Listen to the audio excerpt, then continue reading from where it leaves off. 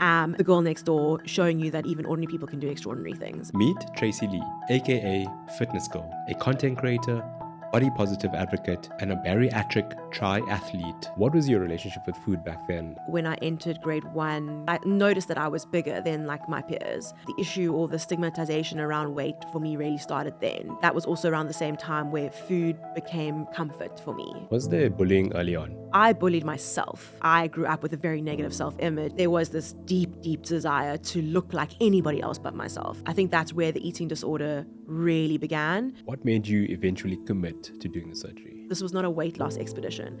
This was a health expedition. There were things that I no longer could do. It was things where I was physically sore, where I physically couldn't breathe walking up a flight of stairs, and I knew I was in trouble. Now, for the first time in my life, since having bariatric surgery in 2023, I have maintained my weight for over a year. And I think one of the most important things that ever was said to me was said by my endocrinologist on that day when I decided to seek help. He sat in front of me and he said, "I need you to know that this is not your fault."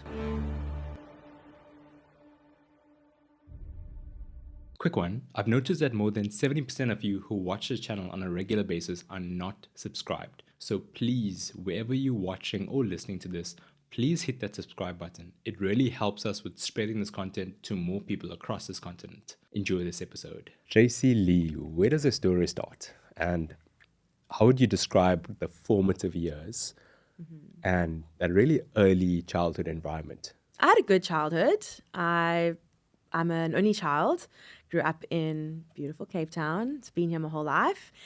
And I've got a mom and a dad. My dad is an electrical engineer, and my mom was a human resource director for pretty much my whole childhood and even early adolescence and studying. So I come from a working family, and like I said, had a great childhood.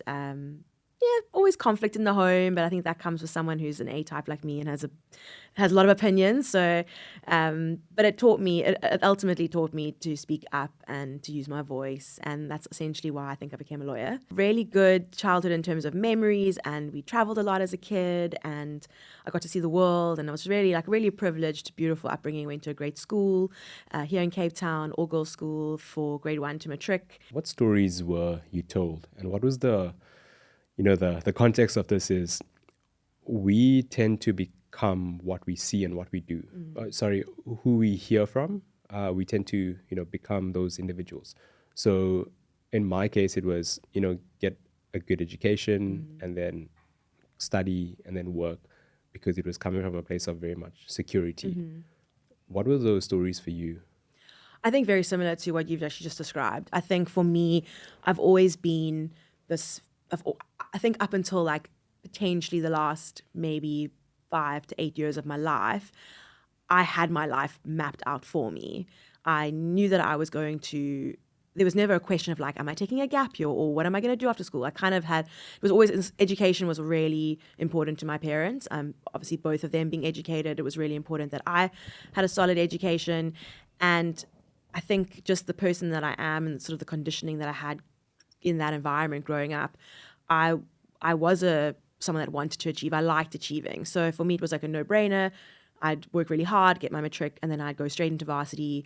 I did an undergraduate in media and writing and law, and then I continued on with my postgraduate law studies, and then I got that degree like 2 years later. So it was like a 5-year BA LLB degree. And then again, it was like a no-brainer, like straight into articles. I'd do my articles, and then eventually the goal would be to climb that corporate ladder and to one day be a director or potentially, open my own firm and own my own firm. Like that was the life plan. And for pretty much all of those years, that was something that I worked towards every single day, something that I built towards every single day, and achieving was very much ingrained into, I think, my self-worth. So I think I know from a young age, I linked achievements with feeling worthy. And I knew that if I was excelling at something, then my dad would be proud of me and my parents would be proud of me. And it was very much like an act of validation. So I think I've just been goal-driven just from the get-go because of maybe like my own personal self-worth issues right from a kid, but also because I really do like achieving. I like ticking off things. I'm a very goal-driven person. And internally, so you mentioned that, perhaps you were you had to achieve to receive love. Like, I'm just paraphrasing what you said. And I'm very much similar. It was very much, that's when my dad said that he was proud of me. Or the family were like, oh, wow, look at your report. And of course, like for me, I internalized that of, okay, cool, I have to achieve to then receive love and for people to say that they're proud of me. Was it the same for you? And what were you internalizing like back in those early days? And do you feel like you had a high self-esteem? I think it's such a nuanced and like loaded question, because now that I'm an adult and I've actually done like quite a bit of like self-reflection on this actually in the last year, and sort of realize how so much of my childhood and my relationship with my parents, particularly also my dad, and sort of that dynamic, that dad dynamic with a young girl as well, how that has actually shaped so much of how I am and how I let others treat me as an adult, how I treat others as an adult, how I let the world respond to me as an adult. It's really interesting. And I do think that a lot of my maybe self-confidence or self-worth, I don't want to say issues, because they're not issues, but I guess feelings of, were definitely shaped in childhood. And a lot of that also had to do with my weight. So I think there's definitely like a connection between how my weight also shaped the things that I felt that I could and couldn't do, and then how I had to do other things to prove, like you said, worthiness, so like achieving or excelling at school or maths or whatever, because my dad obviously, you know, is a great mathematician and physics, and that's his thing. So I knew, okay, well in school, if I could do really well in maths and science, even though I knew I wasn't going to go into a maths and science, well, at that point, I wasn't sure. I thought I'd do medicine. But again, it was always striving for the big dogs, for the medicine, the law, you know, because that is what I thought, you know, would make him proud, essentially. So something that I heard you speak about, I think it was I read in an interview, was your relationship with food early on. What was your relationship with food back then? And how do you think that it kind of changed over time? Or was there a point early on where you realized that it was a problem? I think, so I'd say from the ages of like, literally from when I was born to about maybe 7 years old, I was a pretty normal kid, normal weight, active, healthy. Food didn't seem like there was an issue. It was only sort of when I entered grade 1, sort of those foundation phase years, did I start almost not comparing, but I noticed that I was bigger than like my peers. And I think it was also around that time where my mom took me to see my first dietitian. Now, I wasn't like massively obese or anything like for that age. It was maybe like a couple kilos. But that, I think the weight, the issue or the stigmatization around weight for me really started then. And then I think that was also around the same time where food became like comfort for me. So look, to think about it back then and try and piece it together here during the podcast, it's definitely like would take a long time to like figure out like, well, when or why, you know, why did food become that crutch for you? I still to this day I'm not able to answer that. But if I think about it intellectually, it definitely all, like I said, goes back to that self-worthiness wound and maybe finding comfort in other things, external things, instead of looking inward and trying to find that validation from within, which is only something that as a young adult now that I'm only really have begun to do. I think food was just nice. I think it was just something that I liked. I think that 100% is there was a psychological connection to the way it made me feel, and probably how. Yeah, it's a hard one. It's a very deep. It's very deep, and as you can see, like I don't actually have like the answers. I can't actually say to you, well, this is when it started. This is why, and I think if that was the case, I could have maybe prevented my lifelong struggle with obesity had I known earlier on, and I'm still working through that. Was there bullying early on? And once more, the context of this is when I was growing up, I was very much exposed to the patriarchs in the family speaking down on women that were overweight. And overweight as in not even obese, but just a bit overweight. Just maybe a BMI over the average. And they were ostracized for that. To the point in which like we developed, okay, cool, like that's not something that we should be. You have to watch what you eat. You have to be very much, to the book according to what the standard and what family members are saying, not even like society and everyone else. It was like family members were saying, hey, you're a bit overweight. Was it the same for you? It's so interesting because you would think that, I mean, for those of people who have followed me for the last decade, you would think that that would be what my childhood and I guess my adolescence would be categorized as. And it never was. At no point ever did my parents ever ostracize me for my weight. And at no point in school was I ever ostracized for my weight. In fact, I was bullied, but it was like 1 year in junior school and it wasn't about my weight. It was just a stupid, I think, fight that I'd had with a friend, and then it kind of escalated in it. And that was like the one time. But generally, like, I've been a very, which is the irony of it, I'm a very confident person, and I present outwardly as extremely confident and self-assured, which I am. So a lot of people would think, well, like they'd have other opinions. And like I said, it was never a case that, I was bullied about my weight. It was very much from within. I bullied myself. I don't think I was externally bullied, but I think that I grew up with a very, very, very negative self-image, and I think there was a lot of negative self-talk. I know specifically around my teenage, like when I entered puberty, so like around 13, 14, sort of grade 6, grade 7, grade 8, there was this deep, deep desire to look like anybody else but myself. And it was very much, I think that's where the eating disorder really began. I had a best friend, and I still have this best friend to this day. And she's absolutely gorgeous, and still is. And we look completely opposite. She's tall, blonde, like blue eyes, and I'm literally short and brunette and like dark. So we are literally the complete opposite. And I had this like deep obsession that if I could just look like her, then I would be worthy. I would be accepted. If I could just be as thin as her, if I could just be as pretty as her, then, and I think that really was like that turning point for me, where the deep, deep issues started with eating disorders, orthorexia, so basically like over-exercising. I never really had anorexia or bulimia or those kind of eating disorders. I did have what sort of later in my life, I think probably about 5-6 years ago, was leaning more towards something called non-purging bulimia, which is basically where you do binge. It's essentially a raging binge eating disorder. You just don't purge. With bulimia, you obviously do purge. So again, all of the yo-yo dieting, I think from that age, from grade 7, from 13 to literally probably just before I had my operation 3 years ago, just under 3 years ago now, very much was categorized by then a binge restrict eating disorder cycle. Also that you have this predisposition to obesity, the gene. Yeah. Could you perhaps like unpack that for us? So from my understanding and what has been explained to me, since undergoing the sort of bariatric surgery and chatting to doctors within that field, my understanding of obesity is that everyone has an obesity gene. Now, I talk completely as a layperson with zero medical experience, and honestly just what I have understood, and my understanding could also still be incorrect.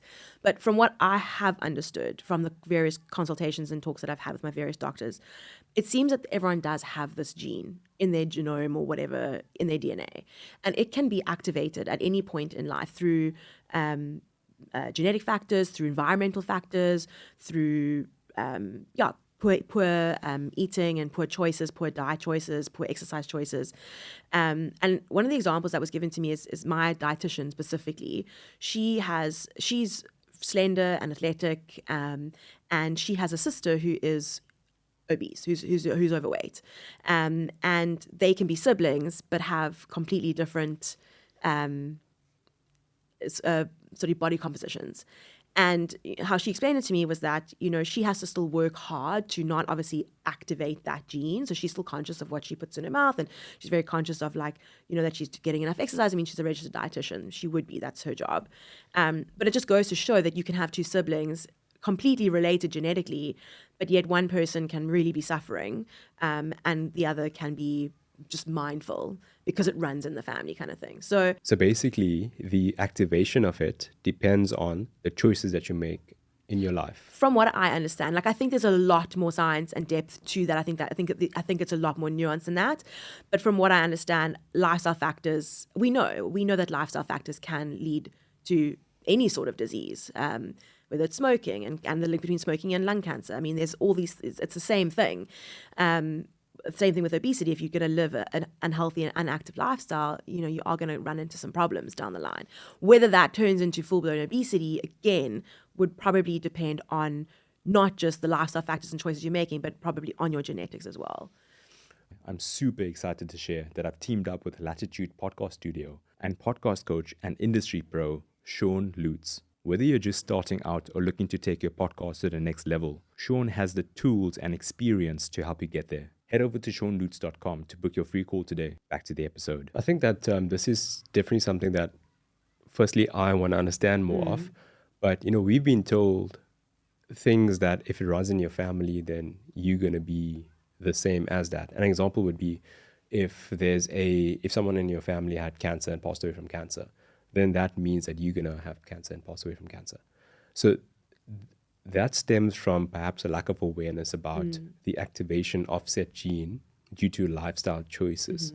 And of course, there's a genetic component to it, but from what you're describing, it is 100% preventable. I've been nervous to say it's 100% preventable. I think that there are things that you can do definitely to be mindful, especially if you do have obesity that runs in the family, you can definitely go on and live a whole life not being overweight yourself.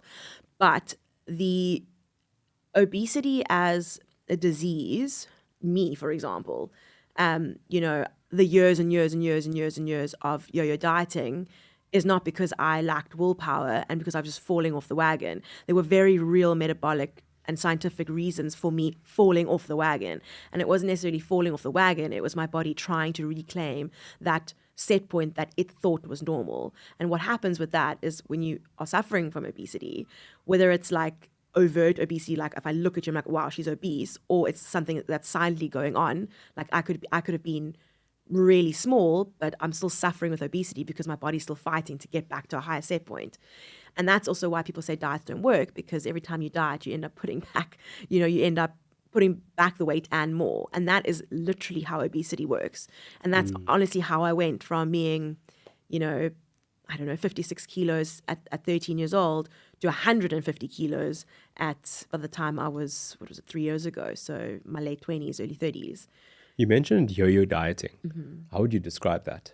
So yo-yo dieting is, I guess, a layman's way of basically describing the binge and restrict cycle. So essentially, if I just bring it back to my personal experience with it, you go through phases in life where, for 6 months you are so on it. You're sticking to your exercise routine. You are, counting your macros, or you're tracking what you're eating, and everything is perfect until it's not. And suddenly something will set you off. You end up going to a friend's birthday party, and there's cake, and there's all nice things, and then there's alcohol, and whatever the case may be.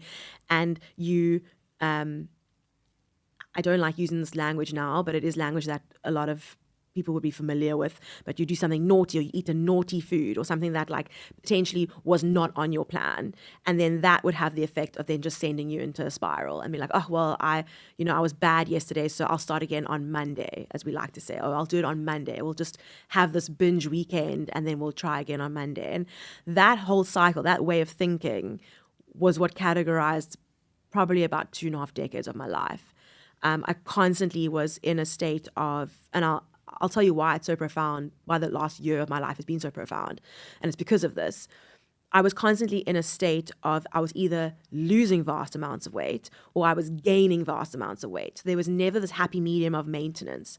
Now, for the first time in my life, since having bariatric surgery in 2023 and reaching sort of my new normal, my set point, I have maintained my weight for over a year, for the first time in my life, without even really necessarily having to try to maintain it. I've just lived my life, which is why the surgery is life-saving. I haven't had any of the struggles that I had previously with trying to maintain my weight. There's never been an instance in the last 3 years or 2.5 years since the surgery where I've started gaining and then suddenly I've got to do something quickly and then I can be losing again.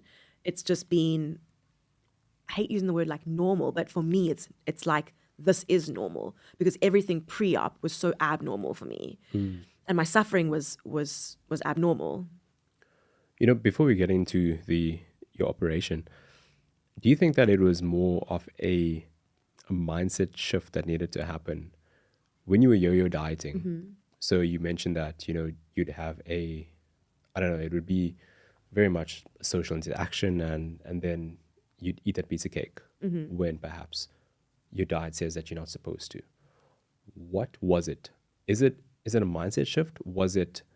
Is it a discipline thing?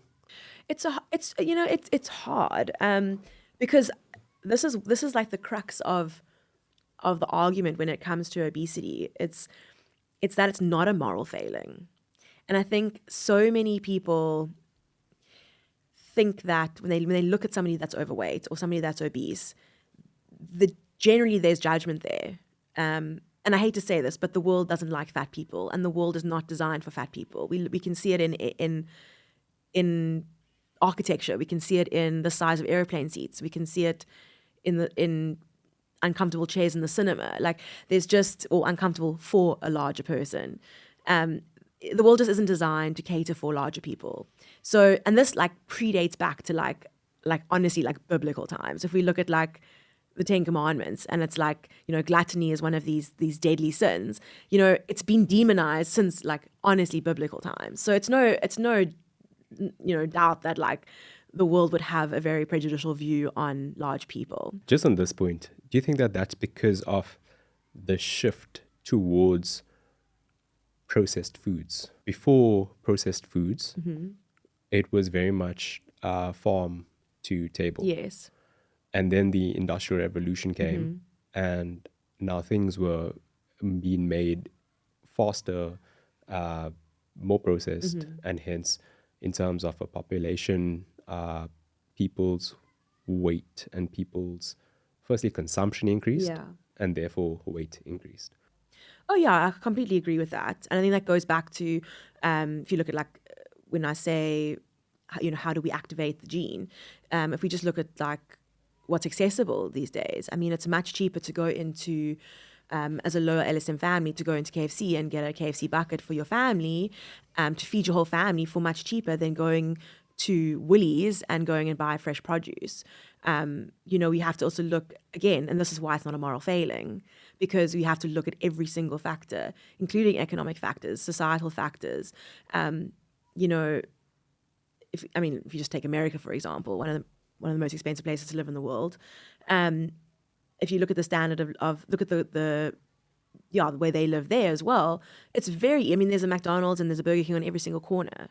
It's very easy to make those lifestyle choices. And then there's also a reason why I think they are, I stand under correction, but probably one of the most obese nations in the world. And again, it doesn't just boil down to greed and gluttony. It also can boil down to your life circumstance, economically, financially. And that's why I'm so passionate about sort of breaking the stigma around obesity, because it's not just about the decision of what you decide to put in your mouth and what you don't decide to put in your mouth. There's so much that goes into the disease. And I think that's where there's such a lack of education in the world around, what obesity as a disease really means to somebody who is suffering with obesity. Do you think that there needs to be a bit more, firstly, of course, awareness around this, and then empathy?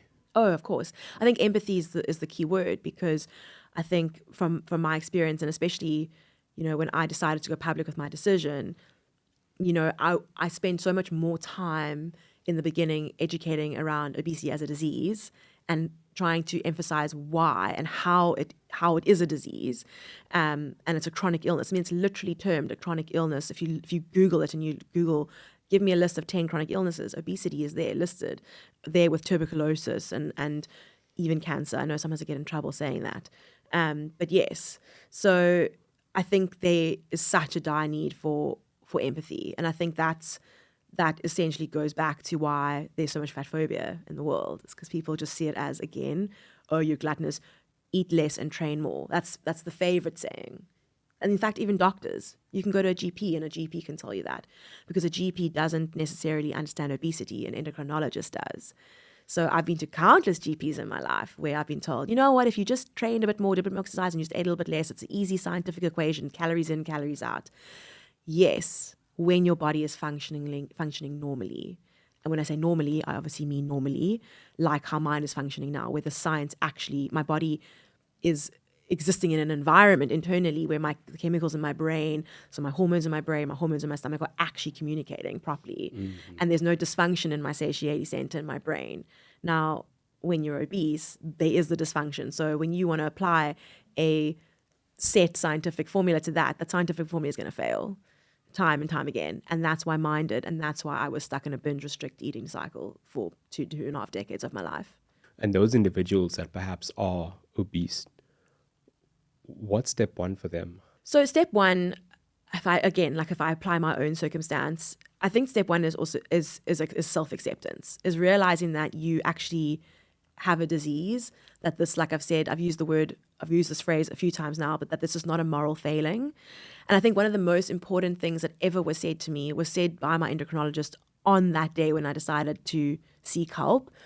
And he sat in front of me and he said, I need you to know that this, obviously referring to my appearance, is not your fault.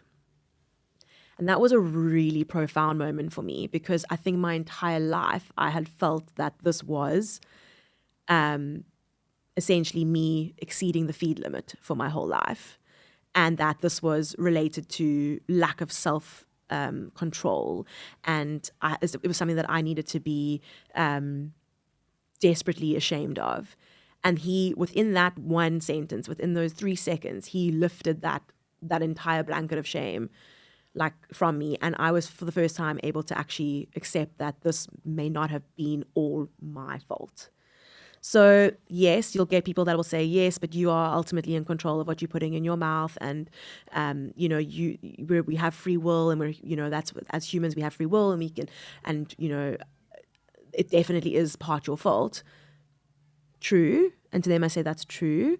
But you're not on the same playing field. So when it comes to me understanding my body signals, which come from your satiety center in your brain, mine was constantly telling me you're starving. So therefore you need to dish up a second helping of food, or because you are starving and hungry, there would just be so much food noise in your head. It's just like you're constantly thinking about when the next meal's coming, what's for lunch, okay, what's for dinner, what can I snack on? And that really comes from a chemical imbalance in your brain associated with obesity.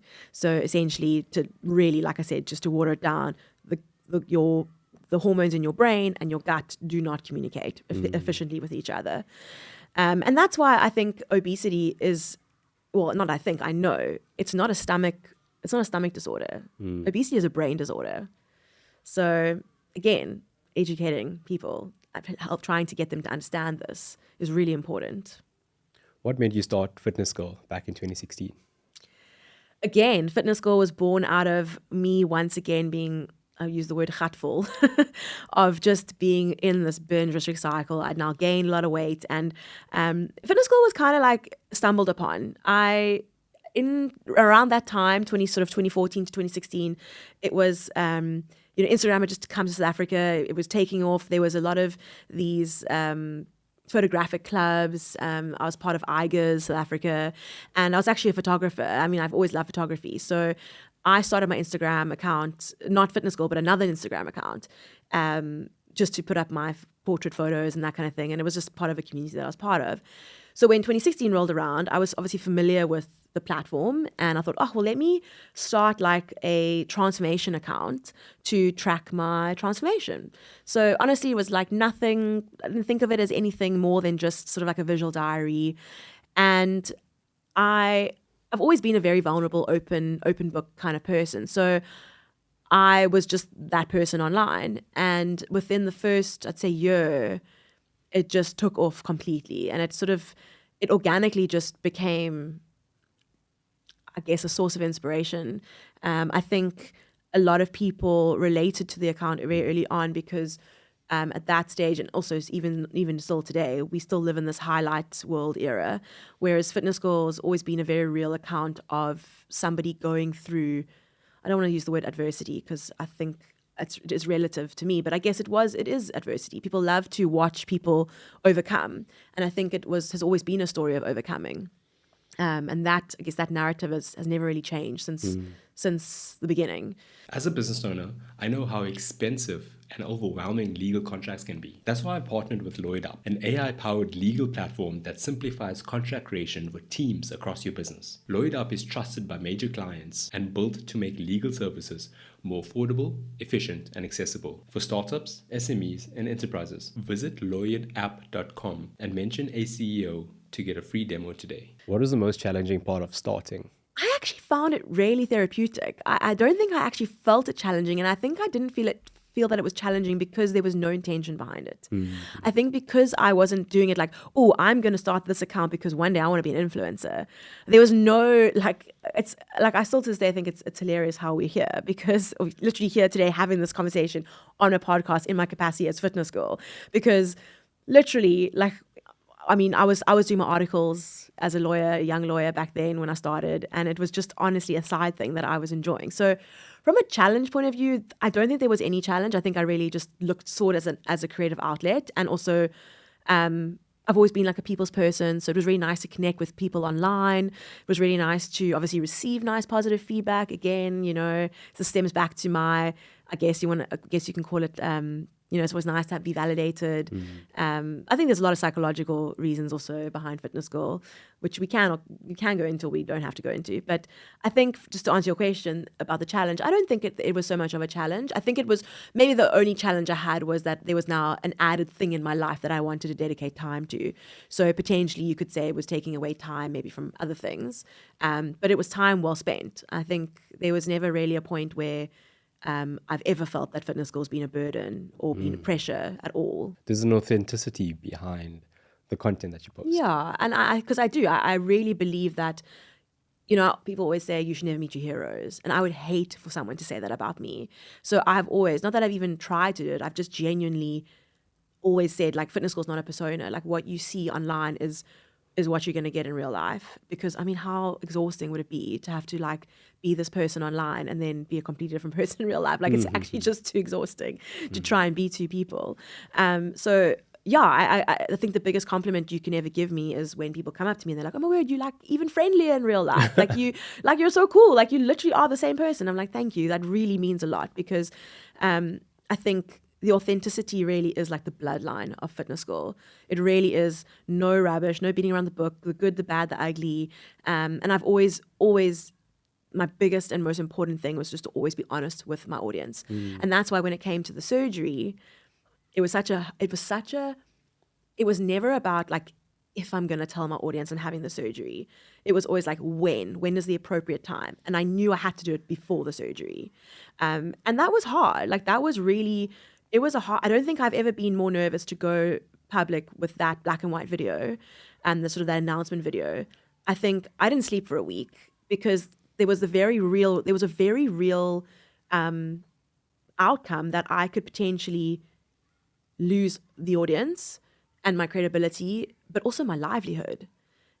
So it was like, I know I'm going to go public with this video, but I have no idea how my audience is going to take it. And the reason I say that is because at that point, I would say I was probably one of the most well-known plus-size South African activists online. And my entire account for the last, I'd say, like 3-4 years had been very much about championing body positivity. It still is, and I will say that loud and clear, but being a plus-size figure within the South African social media space. So with that context, you can imagine how scared I was going, to come out with saying, well, I'm about to do something that is essentially going to feel like it's the antithesis of everything that I have been advocating for in the last 4 or 5 years that you've been supporting me and helping me build this account. What do you think's behind that fear? I think it was just, I didn't want to disappoint anyone. And I didn't want to look like I was a cop-out, especially because I knew I wasn't. And I knew that people would draw that inference very easily because of fat phobia, because of, oh, well, here's another plus-size activist that is now wanting to be thin and do the very exact thing that, that she said that she's been championing for the last however many years. And the thing is that, like, I was very comfortable even in my bigger body. Like it was very much, I liked being a plus size activist. I enjoyed the personal growth that came with living to exist in a bigger body and learning to love myself in that body. Because remember, my whole life up until that point was very much like, I need to be smaller because I know that if I wear a 32 size jeans, I'm more worthy. So again, Fitness Girl has really been about taking the audience on my own personal growth journey. I have been through all of the stuff organically day to day as it has happened. So, learning to accept my body for what it was, and at that point obviously not understanding obesity at that point. It was only after my op or during the sort of the research phase of the op that I understood. But for very long, for that let's say I'd say 2019 to 2023, those 4 years was very much Fitness Girl was a plus size activist account. And with that came learning to love and appreciate living in a larger body. And I did. I mean, I never looked in the mirror and hated what I saw. It was very much about learning to finally appreciate and learn how to love myself internally first, regardless of what the external was. And I think that's also why I was able to arrive at the next chapter, being bariatric surgery, with the mindset, if it wasn't, I don't think I would have done bariatrics had I not had the personal growth journey that I had. I needed to go through all of that in order to accept all of that and go, cool, I accept that. And I'm not doing bariatrics to be thin. I'm doing it because I realize that I have a disease, and that if this disease progresses, there's a very real chance I'll be 200 kilos in the next 6 months and full-blown diabetes and probably bedridden, because that was the trajectory. That was the scientific trajectory when we did all my tests. I was gaining about 4 kilos a month and eating pretty much no fewer than 1,500 calories and training every day. Getting into the surgery, for those of us that are not aware of what bariatric surgery is, how would you describe it? And so bariatric surgery is the umbrella term for various surgeries that fall sort of beneath it. So, for example, I did something called gastric bypass surgery. You can also do something called the sleeve, or I'll just call it the sleeve just for the ease of reference. You've also got the SADI, which is like the really, really big one, which kind of mixes a bit of everything. So it's a little bit more, how do I say it? It's a much more restrictive surgery. And then you've also got the BPD, and I think there's 4. So I think those are the 4. The gold standard when it comes to bariatrics is gastric bypass surgery.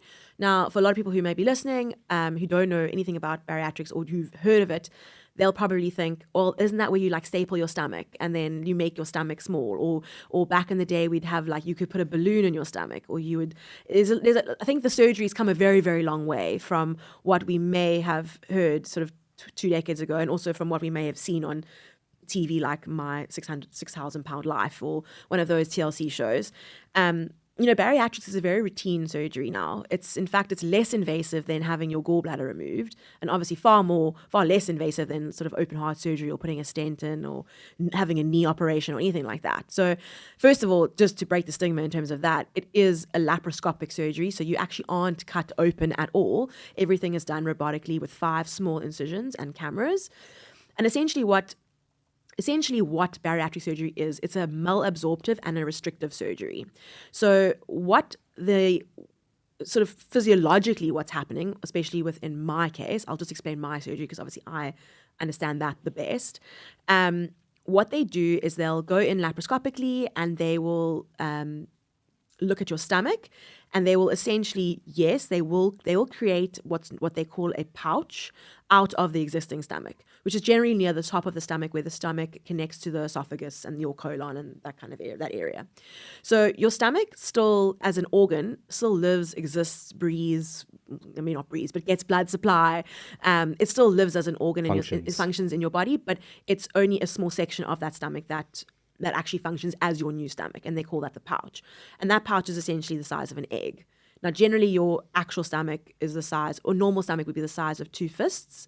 In my case, someone who's obviously a little bit bigger, going into surgery, that I think mine was probably 4 fists, because you can obviously stretch your stomach, and that is why, that's essentially what obesity is as well. It's that you've stretched your stomach also beyond, just the 2 liters of volume that it normally would hold. But essentially, yeah, so they cordon off that pouch, and then they bypass parts of your colon. If you can think about it as you have a plumbing system, but now you've just kind of reattached the pipes in different order. So the plumbing still works, but you've just kind of like shifted certain things above and shifted certain things lower down. And in that shifting process, you're bypassing certain parts of the stomach and the colon, which are responsible for absorption of nutrients, absorption of calories, and that kind of thing. So when I say it's a malabsorptive and a restrictive surgery, it's restrictive in the sense of your stomach itself has been restricted in that it can obtain, or it can only absorb a much fewer calories than what you would have previously been able to consume or absorb. And then I say malabsorptive because the parts of the colon or the stomach that were responsible for absorbing nutrients, minerals, and vitamins have been bypassed or can no longer essentially absorb as much as previously, which is also why bariatric patients will be on a strict vitamin protocol for the rest of their lives. But it's just supplements, and it's really not anything scary. It's a couple, extra capsules in the morning and maybe 1 or 2 at night. It's nothing to be scared of. A lot of people freak out about, oh, well, now I'm going to be deficient for the rest of my life. No, you won't be deficient as long as you're taking your protocol. What made you eventually commit to doing the surgery? I think at that point, I had gone for a consultation with the head nurse at Kingsbury. And it was a free consultation. And I remember driving there and I was like, oh, Tracey, this is so dramatic. Like, this is what you see on TV. Like, you don't need this. This is like crazy. And I had no idea what the surgery was. Like, I just knew, okay, this is like a last resort thing. Let me just go. I mean, obviously, like I said earlier in the podcast, like I'm a big proponent of education and lifelong learning. So for me, it was like, well, let me just go educate myself about this. This is something new. I don't know what it's about. Let's go and educate. After I walked out of that consultation, I knew this was something that I needed to do. I was just like, I had no idea that this kind of science even existed. I had no idea why I'd been suffering for so long. I wish I had known about this. And I knew in that moment that I needed to, not only go through the surgery, but also be an advocate for this. Because the lack of education, I mean, I thought of myself as a pretty well-read person. I was quite up to date with scientific things and medicine, and I'm, I was pretty well read, and I had no idea about the surgery. And especially considering a life where I'd suffered my whole life within that field, to not know that the surgery was accessible or even existed was like, I took it quite personally, actually. I was like, oh, I need to make people aware of this because there's no need to suffer like I've suffered. So yeah, I think it was, and then I always say, there was a moment when I was overseas on my honeymoon, and a lot of people will know the story where I was snorkeling in Mauritius and everything was fine. I've always been a strong swimmer, so there was no issues in the water. And then when it came time to get back onto the boat, I physically could not lift myself onto the boat. And I think that was one of those Oprah aha moments where it took 3 grown men to literally haul me overboard. And even though it was funny at the time and we were joking and laughing and it was just one of these crazy scenes, it stuck with me for the rest of the holiday and well into the week when I got back. And in fact, when I was still overseas, I had contacted my dietitian and I said, I'm going to make my first appointment. And that was on the 18th of October, 2023. And I got back on the 15th of October. So it was pretty much within 3 days of getting back, I knew I've decided I want to start the process, which ended up being a 14-week pre-op process, which is pretty normal. And then I had the surgery in January. Do you think that you had to go through that painful experience? I think everything in life shapes you for every door that you walk through. I think the universe is always conspiring in your favor. And I think that I'm so grateful for the hardships. And I use that word hardships again. I go back to, I'm very aware of my privilege, but I use that as like, this was the hardship in my life. So when I say hardships, I mean the struggle of yo-yo dieting and what that does psychologically to a young girl, and how that shapes a young girl and her experience in the world. So I'm grateful for the hardship, if I can say, like I said, in inverted commas, the hardships, because I don't think that I would be sitting here at this podcast today being able to share my story if it wasn't for the story. So I'm grateful for all of the steps it took me to get to this point. Boys and girls, I hate when that happens. Let me explain. See, in my home, I have an electricity prepaid meter that requires me to input a token every time the power goes off. The problem is, I get busy and then I forget to buy electricity and then I run out of power. Fortunately, Our friends at Prepay24 make it super easy and convenient to recharge my meter in a matter of minutes. Head over to prepay24.co.za/ACEO and get 3 months free subscription. Back to the episode. Something I also think about is like our limiting beliefs. Yeah, totally. Because we're not aware, we don't know what we don't know until there's a mirror held in front of us and we see who we truly are and how we've been holding ourselves back. Totally. Were there any limiting beliefs that came up for you? I think the limiting belief potentially before I knew about the op or was exposed to that was, this is just always going to be my life. I'm just always going to struggle. I must just accept it. Like, I'm going to be, 1 year I'm going to be fat and the next year I'm going to be thin. And then 1 year I'm going to be fat. And that was just like, I accepted that for my life. Until, like you said, something was presented to me that I had no idea. And I said, well, this doesn't have to be my belief anymore. Maybe there's more to this than what I'd initially thought. Maybe there's an alternative. And I'm willing to take the alternative just to see, because I've tried everything else at this point. What else allows one to make change? Because we spoke about pain. We spoke about that perhaps leading to, breaking limiting beliefs. But this is something that I ask myself, like, why do we have to, i.e. hit rock bottom for us to then make that change? Why doesn't change happen when we see that we're not living up to our full potential?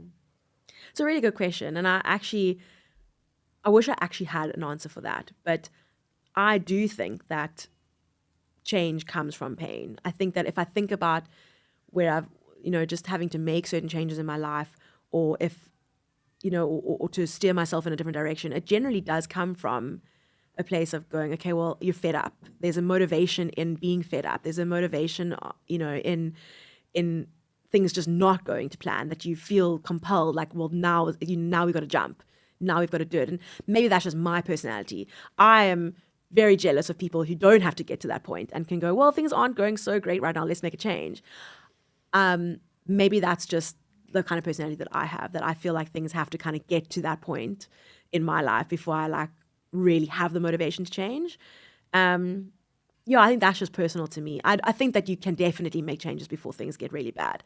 And I think that is, it's very admirable. And I wish I'll work towards having that quality, definitely. I think that it's perhaps a self-reflective practice as well. Yeah. Because you can only see where you're perhaps defaulting if you're aware of the choices that you're making in your life. Yeah, definitely. And for me, like, journaling helps. Yeah. Speaking to my partner, seeking professional help, therapy, whatever it may be. Because once more, like, that neutral help, you can see the blind spots. Yeah. You can see when I'm writing things down, I'm like, oh, flip, this is what's my problem. Yeah. Whereas, like, if you just head down and going through life, you're never going to see, it's like a horse that's on a track with blinders on. Totally. Totally. And I love that you said that, because I know in myself that if anybody on this planet should be journaling, it should be me. And it's something in me that it's a practice that I have not committed to. But I love that you brought that up, because it's almost like that's a mirror to me. It's like, I came here today because you needed to tell me that. I feel like and I am such a self-reflective person, but I do think that I do get like, I don't know what's the word, like, I get wrapped up in my own narrative sometimes. And then I think, like you said, like speaking to someone or writing or journaling actually would help untangle a lot of that, sort of those cobwebs in the mess. And I think just for myself personally, like right now as I sit here today, I feel like, it's great advice. Post-surgery, you mentioned that the past year you've, kind of reflective more than you ever have before. Do you think that it's because of that physical act of going through something? And it's almost as if you, not just like physically, but like metaphorically shedded off emotional weight for you to now kind of like step into this next season of your life? I think so. Like, I think a lot of the sort of the literal weight that was shed was probably years of trauma, years of carrying burdens, of shame, not associated with the weight per se, like not the physical, like looking in the mirror and feeling shame. Like I said, that was never the case for me. But I do think that what the weight the weight inhibited me from being able to do certain things. So like if we take my Ironman journey, for example, I always was someone that I grew up in Cape Town, the mountain. I'd hike with my family on the weekends. Like sport's always been there. It's just never been competitive sport because I wasn't able to keep up with my peers in school. So I wasn't able to make the first teams. I wasn't able to do the Western Provinces, even though I desired it so badly in my heart. So I think, being able to, I guess, shift that weight, like you said, lose the weight, it was so much more. It meant so much more to me than just physical weight loss, because now it was a ticket to be able to do things that I always knew I was capable of doing, but physically couldn't, like an Ironman. And obviously I chose the Ironman because that is one of the hardest races in the world. And Trace is always about go big or go home. But there was a lot that I wanted to prove to myself that, I was capable of this, and I am capable, and I am the athlete that I always thought I was. And now that sort of physical barrier has been removed, I can finally do the things that I've always known I can do, what I've always wanted to do. Is that why you signed up for 17 races in the past? Yeah. I think signing up for 17 races in the past year, when you say it like that, it sounds a bit crazy.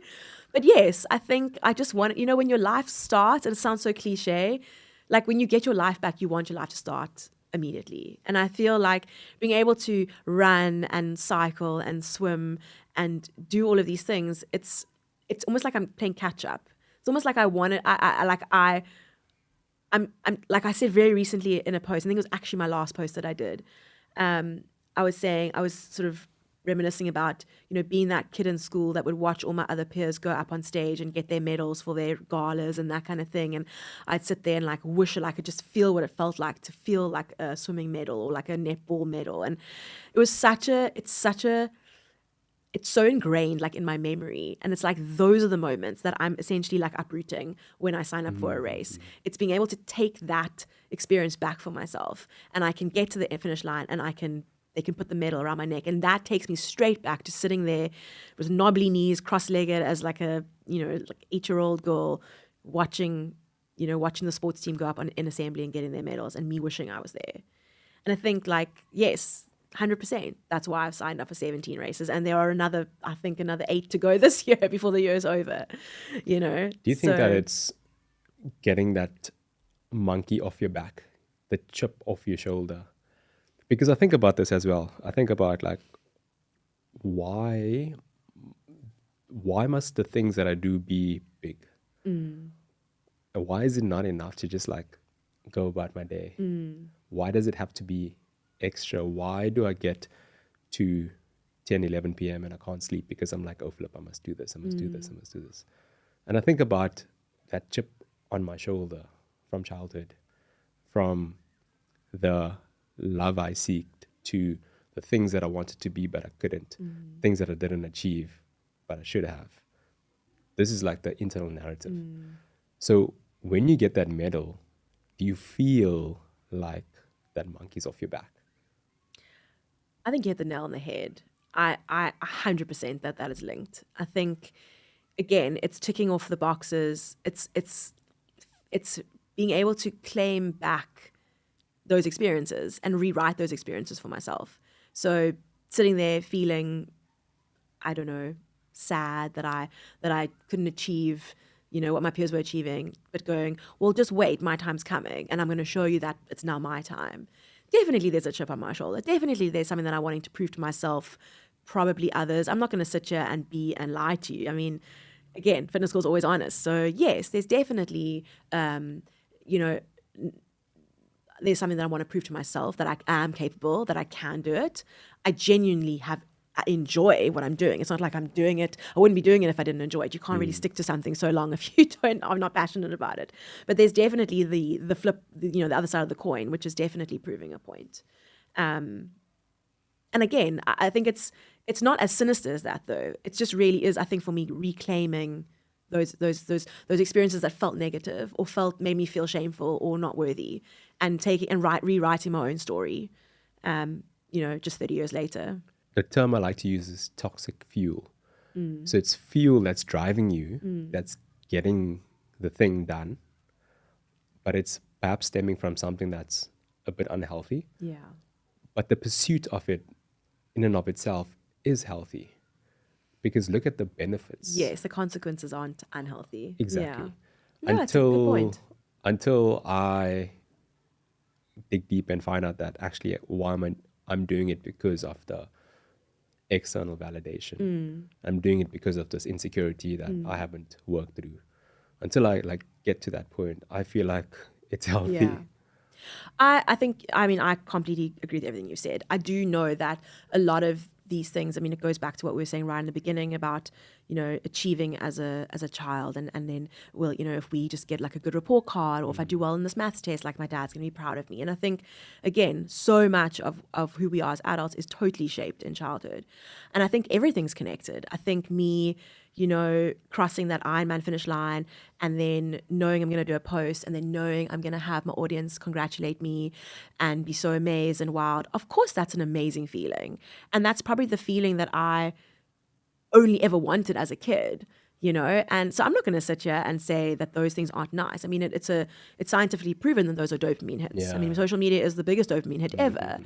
But more than that, I mean, that would be like maybe the selfish reasons for doing the races and doing and the Ironman journey. But I think it's a very small part of it.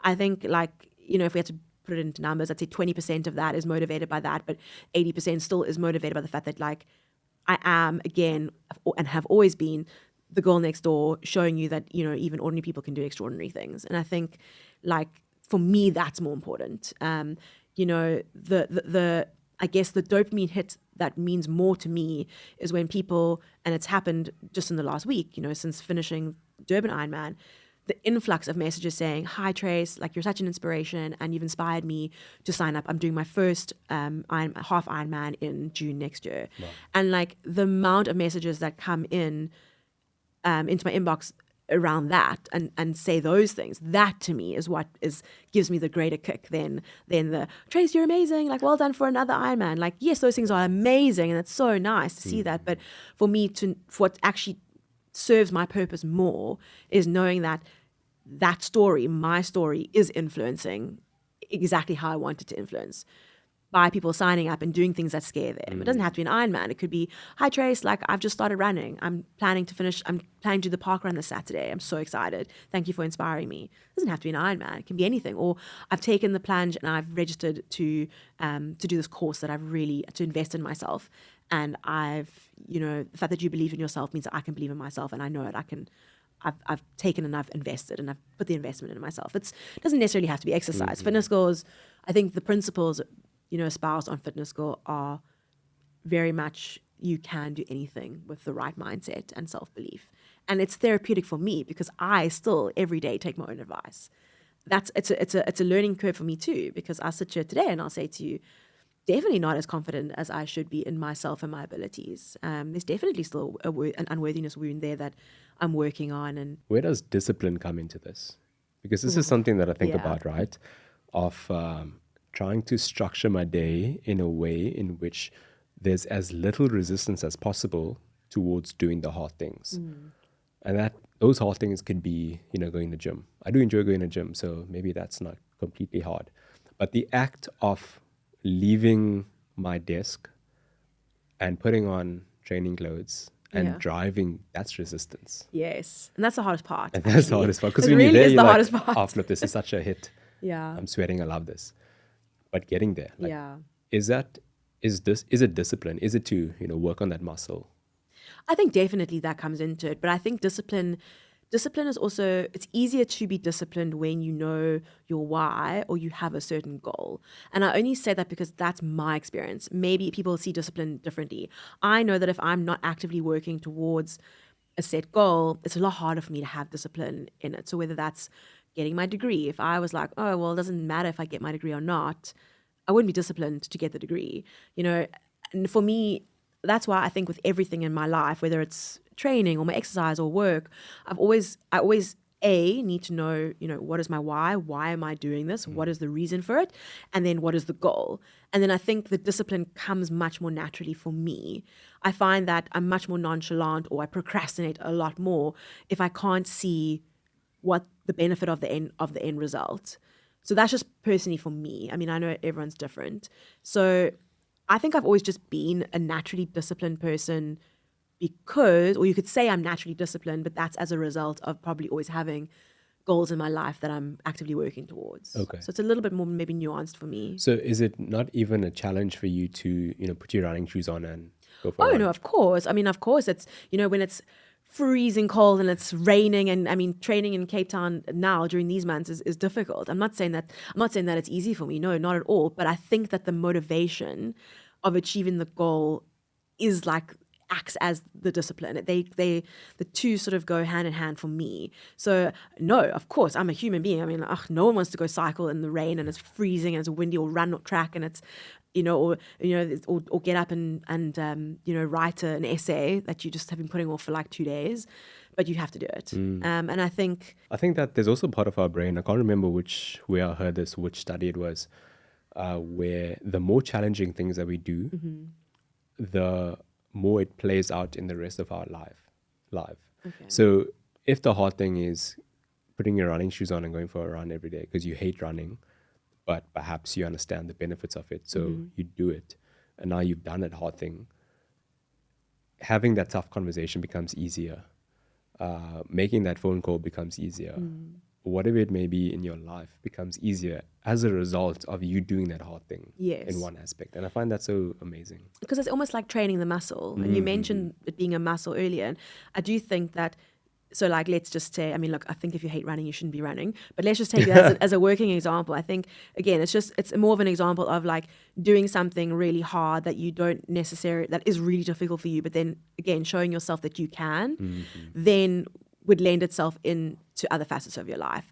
And I think, again, it's training. It's maybe that using the run as the example would be the training ground for for you to apply that motivation or discipline, like you said, into the more important facet of your life, which may be getting the degree or working towards the promotion at work or whatever it is.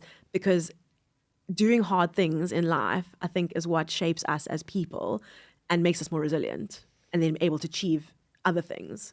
So it's very, very basically what you've just said, yeah.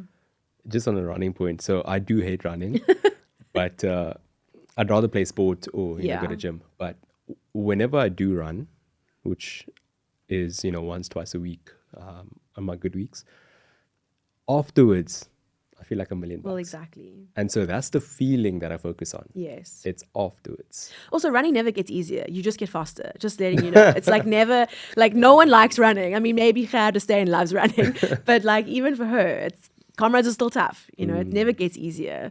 But I love that though. I love that you using that as a skill builder in a sense to apply elsewhere in your life. And yes, the runner's high is a thing. It's a real thing. Confidence and body positivity. I think my first question on this is like, why do you think so many people struggle with a good body image? Oh, well, that's easy. I mean, we live in a society where we've got a trillion, probably multi-trillion, I don't know, beauty industry, specifically for women. Let's talk about women, that is selling us every single product under the sun to make us fit a certain fabricated standard of beauty that the world wants us to fit into, essentially. So I think it's, and I'm not just saying this is for women as well. I mean, I think men have a lot of pressure on them as well to look and be a certain way, especially now in this day and age. But I think all of that it's all external. It's all media. It's all what we're seeing on our phones. I mean, we probably on our phones, if we look at the average screen time of a person could be anything from 4 to 6 hours a day, and that's conservative. So, I think that we are just constantly bombarded with these media messages of this is how you need to look, this is how you need to present, this is how you need to be, this is the kind of job you should have. Doesn't necessarily have to be, beauty related. I think it's just all of those things can make or break a person's confidence. And I think while social media is amazing, and like I said, I've built a business in the last 9 years, it can also be a very, very damaging place for young people.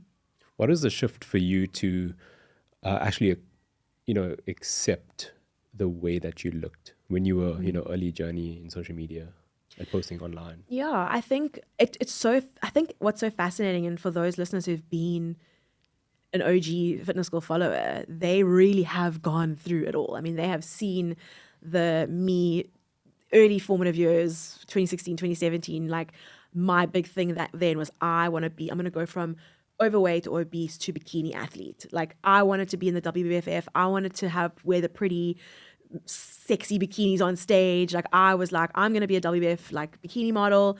Like that was the goal. And then it was like, okay, no, we're not doing that anymore. I think so. What happened was I lost a lot of weight publicly, and then I gained it all back in the public eye. And I think through that gaining back process over sort of 2018 was when I was first introduced to sort of this notion of body positivity. I had no idea, again, like we were saying earlier, what you don't know until you're exposed to it is the same thing. I had no idea that you were allowed to love your body at any size.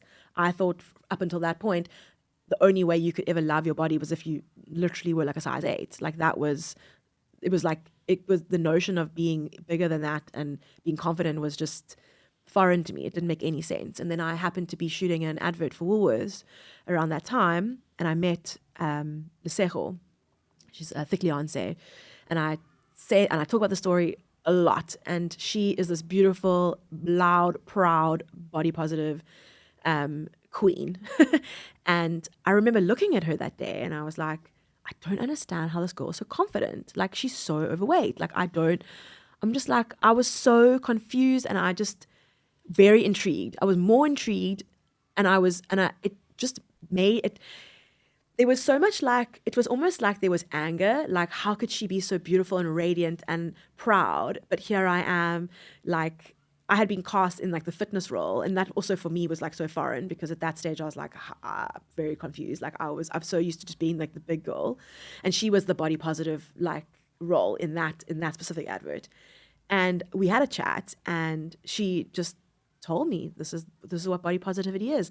This is the movement. This is where it comes from. And she explained literally the entire history, and it was like this like light bulb like went on in my head. And for me, honestly, like from that day forward, it was like I went home and I literally Googled what is body positivity, and I educated myself about the history of where it came from, with like the fat liberation movement and how it was interlinked with like black politics, and like really just like honestly like where this whole thing started. And then obviously, you know, like Ashley Graham being the first ever plus size supermodel, and then following her story. And it was just like this like, yeah, just this like month of just almost like such enlightenment for me. And then I just realized like, this is, you know, like I said, everything happens for a reason. You meet people cross your paths for a reason. I said, well, this is like a big healing moment for me.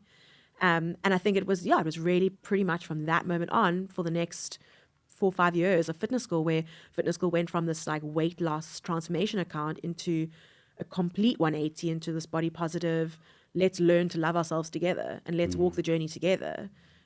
Because I was learning from that moment right up until I got really, really sick. And then surgery became the next thing for me. So in the self-love journey, and, you know, call it radical acceptance, what was step one, and what's step one that you perhaps are advising others to? Where should they start on that journey? So I think it's very important to say that like body positivity for me didn't stop when I had the surgery. It wasn't like, oh, well, now I'm thin, so now I'm like naturally body positive. Not at all. I think it's very important to also say that, you know, body positivity is not a club that's like reserved for plus size persons. Like you can be body positive at any size, at any weight, at any status. And I think also what's equally important to say is that, you know, at that time I sort of coined a sort of like a tagline, I guess, for my business, or what was a personal tagline. And it was that, you know, body positivity is ensuring that your body is functioning healthily and optimally for you. That's what it means to me. There are lots of schools of thought on what body positivity is. It's whether it's radical self-acceptance, i.e. not wanting to change your body at all. It's just a different viewpoint. For me, I think you can accept your body in any shape and form, and you can love the way it looks. But for me, the most important thing is health at the center. And that has always been the link. And that's also how I think I could, not that I had to justify anything, but that was how I made the shift from where I was pre-op to continuing with my advocacy post-op, was that it was really important to show my audience and to tell my audience that this surgery is not about weight loss. No, it's not about trying to exist in a smaller figure, because I've done the work to accept myself fully as a plus size person. At that point, I was like, I mean, you can even, if it doesn't take long to scroll back on my account and you can see I'm rocking a bikini at 150 kilos in Mauritius, very loud and proud, not covering arms, not covering legs. Like I was like, this is me. Like I had done the work. It was 5 years of intense work.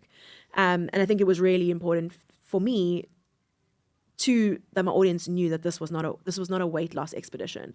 This was a health expedition, because there were things that I no longer could do. There was things where I was physically sore, where I physically couldn't breathe walking up a flight of stairs. And I knew, well, when I was educated about obesity, I realized, I was in trouble. And then it was very hard for me to then have that knowledge, but then still be preaching certain things. There was like, for me, I felt very disconnected. I felt that I wasn't living authentically, knowing that I was sick, but still. I think, what I'm getting from that is there's a difference between accepting your body and where you're at and living the rest of your life like that. You can actually do something about it to your tagline, Yes. where you feel good. Yes. Well, I think what's also important, maybe the second half of that, is to explain that, when we look at the body positive movement, what's the one value that underpins the movement? It's self-love, right? So surely by doing something like getting your health in order and ensuring your survival and longevity for the rest of your life, and ensuring that your body is functioning, therefore healthily, is that not the very act of self-love? So is that not how we link the two? And I still say to this day, I'm a body positive activist, and that's why. How important has your support system been in your journey? Oh, I think it's very important to have a support system. And I think when you begin the journey, I'm talking bariatric journey as specifically, one thing the doctors will say is like, do you have a support system? Because there are a lot of differing opinions. There's a lot of fear around the surgery. Is my spouse going to be, or is my daughter or my son, are they going to be the same person? Are they going to have crazy health issues after the surgery? There's a lot of fear. So I think it's really important, for everyone who's close to you to be educated on your decision, why you've taken the decision, and also about the intricacies of the surgery and what life would look like, not only for that person, but for the people closest to you thereafter. I think that's really, really important. And that's something that in South Africa, we make sure that is like number one. So that's great. In overseas, unfortunately, not being a collaborative process overseas puts a bit of a damper on that, and that's when you can run into issues, unfortunately. But thankfully, in South Africa, I've had an amazing support. My friends have supported me. I have the same friends that I had pre-op, I have the same best friends post-op. It's not the case for everyone, but that's not a you problem. That's a them problem. Because what happens is a lot of people can't accept. They're used to having this person being the funny fat friend, and suddenly they're not that person anymore. That's the space. They're not taking up that space anymore. They're taking up a different role. And sometimes it's really difficult for those friends or family members to get on board with that. But that's not a you issue. That's something that they need to work on. 100%. People can only see you as far as they see themselves. Exactly. Do you have any kids? I don't. Okay. Yeah. Planning on? I'd love to have kids, but right now I think I am at that stage where it feels like, you just got your life back, and I want to do all these cool things. Not that you can't do cool things with kids, but I think also like I'm also enjoying finally having a body that's kind of, functioning, that I can do all these things. I'll be a good mom. I do know that. I think I'll be a great mom. But I think that kids are something not too far in the future, but definitely not right now. I think about, where we are like in life and how in the past, like by 20 and by 30, married, kids, family, the job that you getting promotion after promotion and how things changed. No, I know. And I like that we're going against the grain a bit as this generation. I think, again, like I said earlier on the podcast, everything was mapped out. You go to school, you get your degree, you start your job. But things were allowed to evolve. And I think the world is evolving. I mean, things are changing rapidly. Wear many hats. Yeah. As opposed to just having one thing that we do. Tracey-Lee, this was amazing. Thank you for sharing your journey with me. The last part of the podcast is called the Fast Fire. Oh my gosh. So I'm going to ask you these quick questions. And if you could answer in a word or a short sentence, that would be Oh, perfect. this makes me nervous. If you could only do one type of exercise for the rest of your life, what would you choose? Ooh, cycling. Okay. Why? I don't know. I feel like it's the easiest out of those three. What's one thing you would say to young Tracey-Lee right now? You are enough. Powerful. One thing you want to let go of in the next season of your life. And the next season could be literally next month. My anxious attachment style. How does that affect your day-to-day? I get overly attached to people and situations, and then you tend to like make up stories in your head about said people or situations, and that causes a lot of anxiety. So I'm actively working on moving myself from an anxious attachment style to a secure attachment style so that I can actually rid myself of all that anxiety. But that is a whole podcast for another day. That's power. To people listening or watching who've made it this far, thank you. What's one takeaway you would like to leave them with? You know, we spoke about a lot of things today, but what's one thing?